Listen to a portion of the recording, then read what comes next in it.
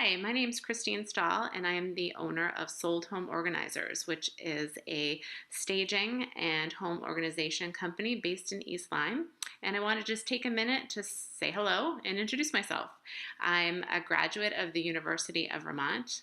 My background is in business. I actually spent many years working in healthcare, working on improving workflows and efficiencies in outpatient settings. And now I apply those skills to working on workflow and efficiencies in home design so we can get your home staged and sold.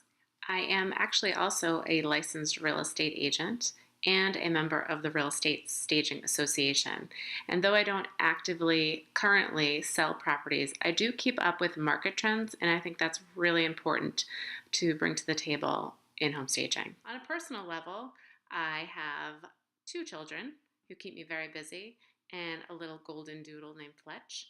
And I am obsessed with coffee. Pretty much anywhere I go, you will see me with coffee cup in hand.